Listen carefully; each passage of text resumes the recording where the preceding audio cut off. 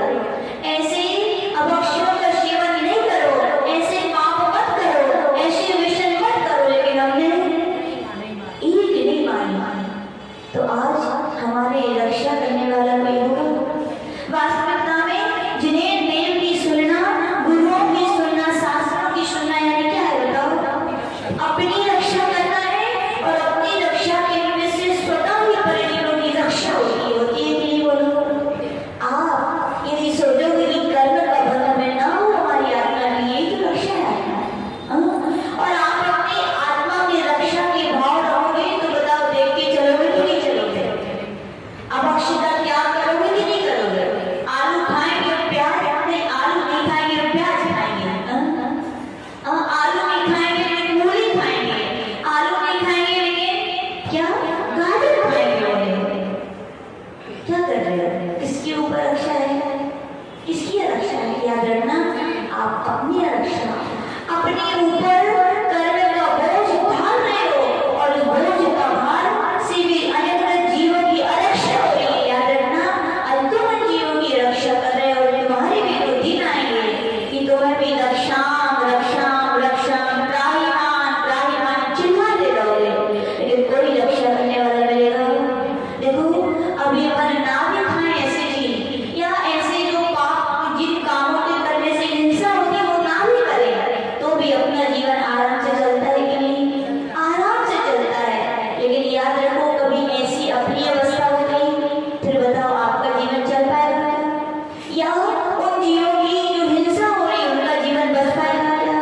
नहीं बच पाएगा। तो आज भगवान यही कह रहे हैं, आरक्षक है उन्हीं को होता है जिन्होंने पूर्व में किसी जीवों की रक्षा नहीं की है। तो आज भगवान कह रहे हैं उनके लिए आरक्षा है। आरक्षा है उनको होता है जिनने धर्म का आश्रय किया है, जिनने पर पदार्थों को अपना माना है, तो पर पदार्थों को निगाह डालते हैं। कभी पुत्र की ओर की पुत्र मेरी रक्षा कर ले, कभी पति की ओर की पति मेरी रक्षा कर ले, कभी सास कभी ससुर। लेकिन बताओ, सबका में पुण्य ना हो और आपने पूर्व उस जीव की रक्षा ना की हो तो कोई क्या आपकी रक्षा कर पाएंगे? याद होगा आपको द्रौपदी का जब शूरकर्ण हुआ था, किस किस को नहीं उसने पुकारा, रोते हुए आंसू बिलखते बिलखते कि हे भीम, आपकी गदा में तो हो सकती है कि एक बार जमीन पर गिर जाए तो पाताल से पानी उठ रहा है। हे अर्जुन, तुम्हारे गांडीव उस धनुष में इतनी ताकत है कि आसमान में भी चला दिया जाए तो आसमान फट करके नीचे आ जाए। हे युधिष्ठिर, आप तुम्हारे अग्रज जीत हैं, आपके सत्य में वो ताकत है कि कितनी महिमा गाई जाए उतनी कम है।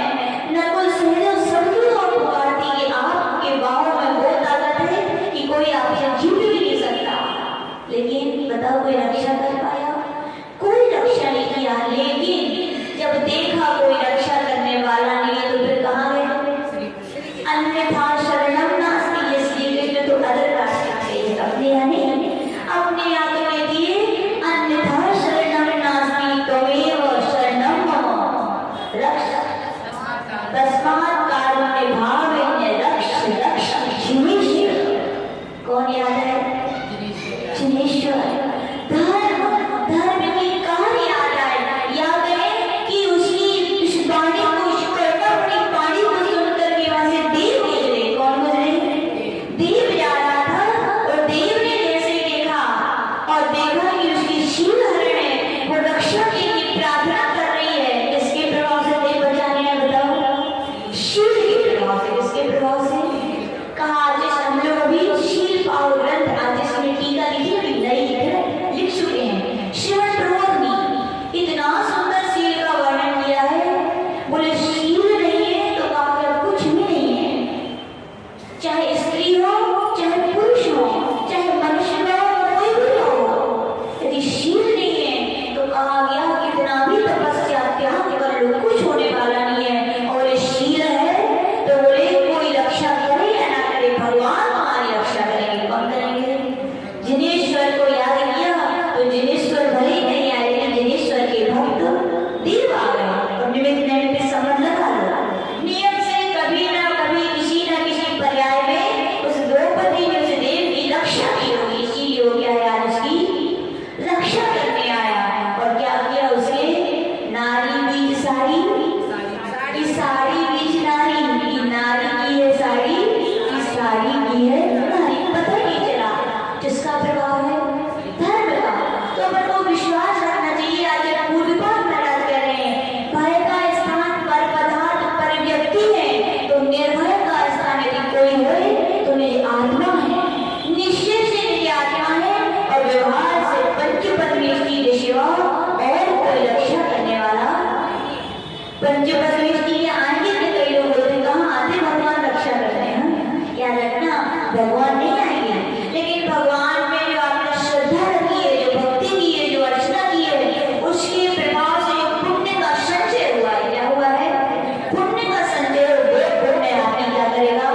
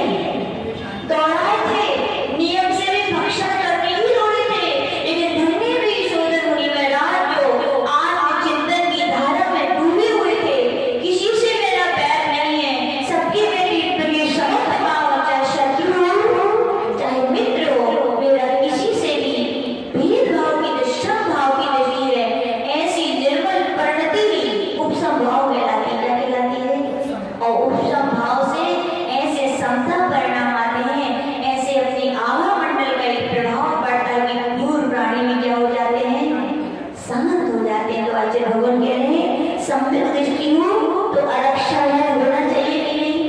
नहीं होना चाहिए। कर्म सिद्धांत का चिंतन करो। आज हमारी कोई दुख दे रहा है, कष्ट दे रहा है, तो क्या है? ये हमारे ही कर्म का फल है, वो तो निमित्त है। इसलिए आज भगवान कह रहे हैं सम्यक दृष्टि के लिए आरक्षण का भय वो किसी के सामने हाथ अपने फैलाएगा क्या? कई लोग बोलते माता जी क्या करें, सोचते तो बहुत है, लेकिन जैसे भगवान दिखते हैं और गुरुजन देखते तो यही निकलता है रक्षा हो। ठीक है, अच्छी बात है, लेकिन थोड़ा चेंज कर दो।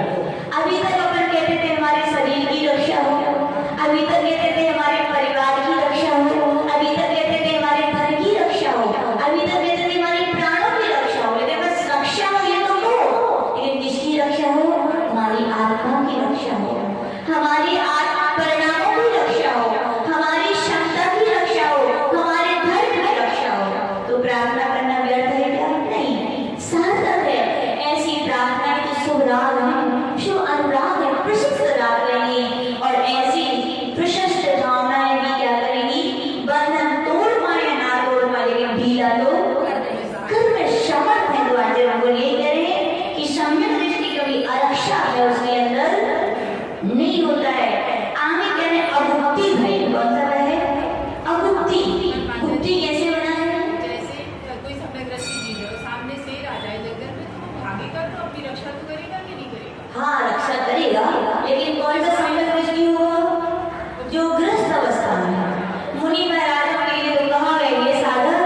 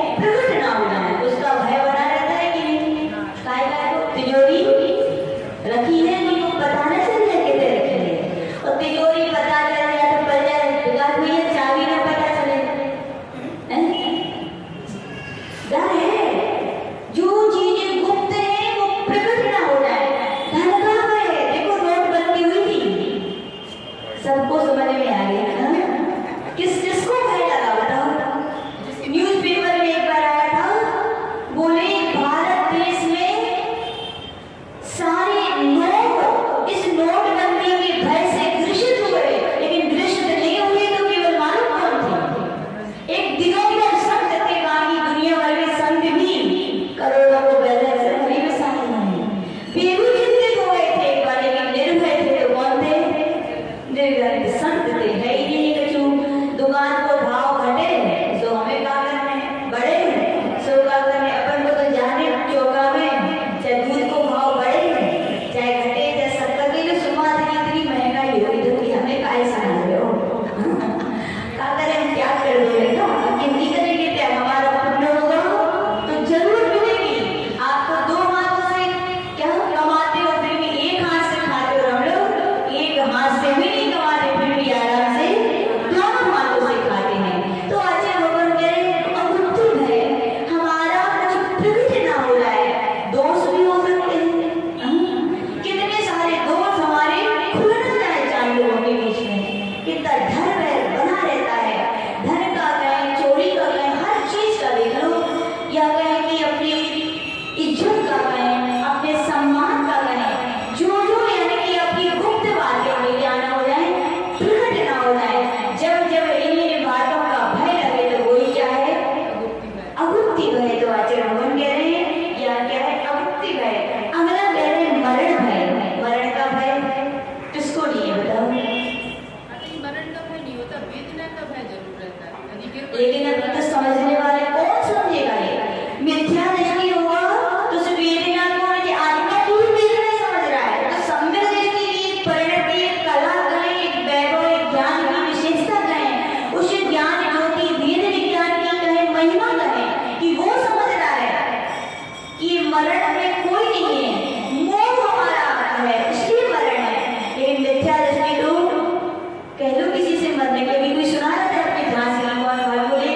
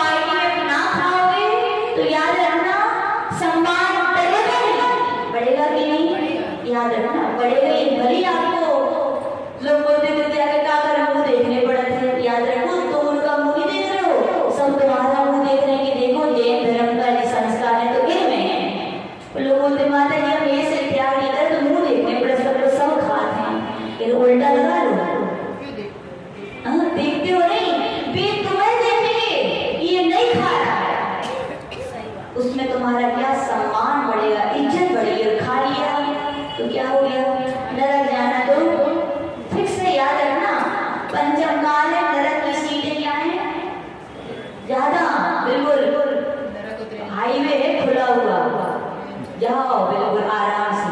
और स्वर्ग की सीटें क्या है, वेटिंग लिस्ट में रिजर्वेशन तो ठीक है, मैं भी नहीं मिल रहे, देख लो किसी का ठीक नहीं मिल रहे, पंचम काल में स्वर्ग को सारा लेगा, देख लो।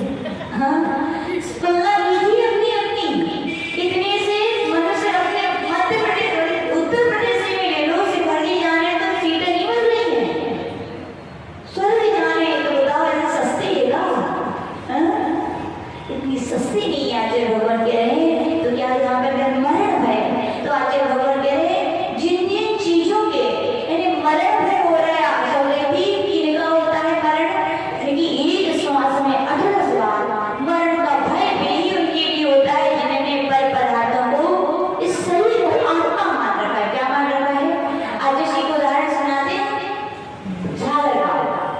सागर में 1994 में एक समाधि हुई थी आगे सीधे सागर में, उनका नाम रखा गया था विसा विसागर। उनके घर वाले आए, बोले महाराज डॉक्टर ने मना कर दिया, तो इतने अच्छे पुत्र पुत्रियां कि चलो डॉक्टर ने मना कर दिया तो महाराज गांव में नगर में तो देखिए चले पिलवा लाए, लेकिन वो दादा जैसी भी आए चिल्लाने लगे जोर जोर से, हमें मार भी रहे हो महाराज, हमें समाधि दे दे, हम मर जाए, खूब चिल्लाए जोर जोर से। बोले इन लोगों चिंता ही नहीं है, हमने तो बाहरों को सके मार भी हमारे महाराज के पास, ऐसे गुस्से में क्या क्या नहीं बोले, लेकिन फिर भी साधु जन समता सारी होती है। बोले ठीक है, बोले आ गए, बोले समाधि तो नहीं दोगे महाराज, बोले बिल्कुल नहीं देंगे, संलेखना तो नहीं दोगे, बिल्कुल नहीं देंगे। बोले फिर, बोले आपने तो बैठो बस, डॉक्टर ने आपकी मना कर दी है, मरने तो है ही, अब निश्चित है, अब तो एक काम करो, ना लो दीक्षा, ना लो व्रत, ना लो संयम, स्वाध्याय तो संस्कार बोले हो। और गुरु जब तो एक्सपर्ट स्पेशलिस्ट होते हैं, कैसा मरीज है तो कैसी दवाई उसको देनी चाहिए, ऐसे बैराग में आज ने स्वाध्याय किया, अपने आप उनकी परिणति में क्या हो गया, चैन जाके। बोले महाराज बिना रात खाए तो वहां चल जाते, बोले क्या हम रात को ना खाए तो आराम से चल जाए, और आलू भी हम ना खाए तो कोई दिक्कत नहीं है, और डॉक्टर ने तो मना कर ही नहीं, बोले हम खाते भी हैं तो भी वो जाते नहीं है अंदर, अब आप जैसी के हो हम वैसी मानी। क्या बोले, देखो परिणति में लोग बोलते हैं स्वाध्याय प्रवचन से क्या होता है, कब ना जाने किस चीज की कौन से शब्द उसकी परिणति में आ जाओ, कितना बड़ा परिवर्तन आ गया। वो दादा अपने आप बोले महाराज अब देखो तरह दिन आ रहे, अब जैसी आके हो वैसे हम मान रहे हैं। आज बोले अच्छा त्याग कर दो, बोले कलर कपड़ा का, बोले ठीक, बोले सब अवश्य का, बोले ठीक, सबका त्याग कर दिए, और बोले अब क्षुल्लक दीक्षा तो नहीं सकते, बोले हो महाराज, और क्या होगी उनकी क्षुल्लक दीक्षा होगी। वो दूसरे दिन जाना तो था डॉक्टर ने, और ऐसी स्टेज आई, आज ऐसी आहार करने गए थे, आज ऐसी बोल गए थे यदि कुछ ऐसा 19-20 दिखे तो हमें बुला लेना, आज ऐसी आहार करके फूल हुए थे, 2 घंटे पानी पहले गिलास लिया होगा उसके से, और वहाँ किसी ने खबर दे दी कि महाराज ऐसी आज ऐसी आहार छोड़ करके, क्या छोड़ करके, आहार छोड़ करके आए, वहाँ उनकी मुनि दीक्षा दी, उन्होंने सबसे क्षमा मांगी, चारों प्रकार के आहार जल का त्याग किया, और क्या हो गई मरण समाधि। क्या हो गया, मरण का भय छोड़ दिया था, यानी कि जब जब आज अपने अंदर में जो मरण का भय बैठा हो, मरण किसका होता है बताओ, शरीर का होता है, और जब शरीर अपना है क्या, और शरीर तो फिर मिल जाना है, उसमें दुख की क्या बात है, खुश होना चाहिए हम तो, क्या है ना, खुश होते हो नहीं। पुरानी वस्तु बताओ, यदि कोई कहे कि पुरानी वस्तु दे दो, नहीं ले लो तो फिर तैयार होते कि नहीं, बताओ हो जाता, तो फिर अच्छी तो है, पुराना शरीर गया तो क्या मिलेगा, नया शरीर मिलेगा, और मिल नहीं है तुम चाहो कितना ही मरण से रोक लो तो मणि मंत्र तंत्र बहु होगी, मरते न बचावे, कोई नहीं बचा सकता। एक उदाहरण आता है कि राजा से कह दिया कि ज्योतिष तुम्हारा मरण होने वाला है इस तारीख को, उसने सोचा से रक्षा किया और घोड़े पर बैठा और दौड़ लगा के बहुत बहुत बहुत आगे निकल गया। कहाँ निकल गया कि ज्योतिषी ने कहा था कि तुम्हारी मृत्यु होगी, तो वो सोच रहा था महल में होगी,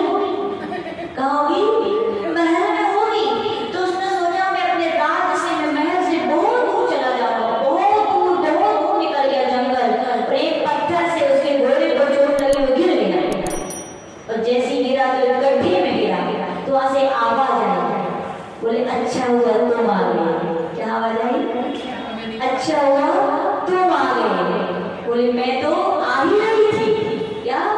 मैं तो आ ही रही थी, अच्छा हुआ तुम आ गए। कौन बोली? मृत्यु बोली, क्योंकि जिसकी जहाँ लिखी होती है वो व्यक्ति स्वयं वहां पहुंचता है। ये भी सिद्धांत फिक्स है। एक बार बरनी जी की बेरी गाथा उसमें लिखा है एक उदाहरण, किसी सेठ जी का, उन्होंने कहा, उन्होंने अपना पूरा रूटीन बताया कि इस तारीख को मैं यहाँ हूँ, इस तारीख को यहाँ, तो बरनी जी के मुंह से निकल गया, लिखा है ऐसे ही लिखा है कि तुम इस तारीख को यहाँ नहीं पहुंच पाओगे।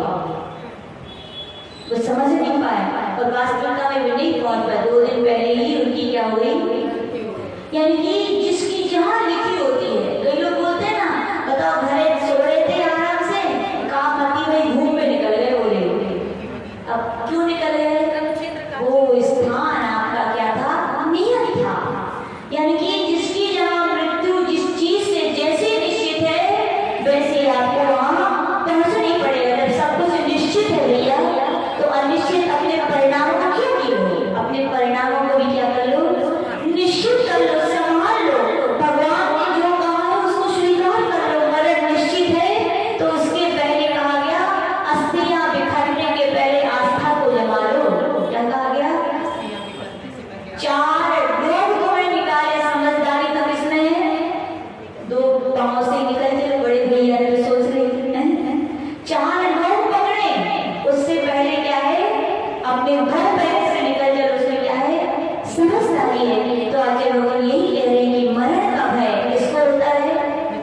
मिथ्या दृष्टि को होता है। सम्यक दृष्टि तो वीर होते हैं, जहाँ मिथ्या दृष्टि कार्य की तरह डरता है, छुपता है, और यहाँ सम्यक दृष्टि तो वीर ललकारते हैं। वे कहते हैं आज तक इन भाव में मृत्यु ने मुझे ललकारा, लेकिन आज क्या है, संदिग्ध समाधि है क्या? बताओ, 12 वर्ष से मृत्यु को ललकारना है, आओ हम तैयार हैं।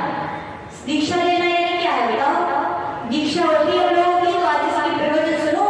यही कहते हैं दीक्षा लेना यानी मृत्यु को अपने हाथों में लेकर चलना है। कब क्या हो जाए, साधु जीवन है, नहीं मिली सुविधाएं, नहीं मिली व्यवस्थाएं, तो मौत तो निश्चित है ही। बोले मृत्यु तुम्हारी निश्चित है, हाथ पर लेके चल रहे हो, यानी वो ललकारना है कि आ जाओ, हम क्या है, तैयार है, आओ। तो लेकिन मृत्यु भी कहती है तुम वीर हो, तो हम समय के पहले नहीं आएंगे, समय होगा तभी आएंगे। काय बस डर डर के मृत्यु को आमंत्रण कर लेते हैं। ये बात साइंस भी स्वीकार कर रहा है। यदि एक सामान्य स्वस्थ व्यक्ति से भी यदि कह दिया जाए तुम्हारा मरण आने वाला है, यदि वो मिथ्या दृष्टि मोह या दावी है तो मरण ना भी होगा तो पहले हो जाएगा। 7 दिन की अवधि होगी तो 3 दिन में ही मर जाएगा, क्योंकि ऐसी धारणा मन में बैठ जाती है, उसकी परिणति हुई, मर जाऊंगा मर जाऊंगा मर जाऊंगा, तो क्या नियम से। और ऐसे ही साइंस ने मतलब रिसर्च की कि जिनके लिए बड़ी बड़ी असाध्य बीमारियां हुई और उनके लिए भावना दी गई, या उनसे कहा गया कि भावना भाव, या दूसरे लोगों से उनकी भावना दी कि ये स्वस्थ हो जाए, ये अच्छी हो जाए, ये अच्छी हो जाए, और क्या ये अच्छी हो गए। क्या डॉक्टर 1 साल की कहते थे, कई वर्षों तक किए। इसका परिणाम है परिणति का। किसका है? तो आज भगवान यही कह रहे हैं मरण का भी भय किसको रहता है? मिथ्या दृष्टि को। सम्यक दृष्टि को तो पता है क्या, आत्मा ही मेरी है। जब मेरी आत्मा है तो आत्मा की मृत्यु ना हुई थी, ना हुई है, ना होगी।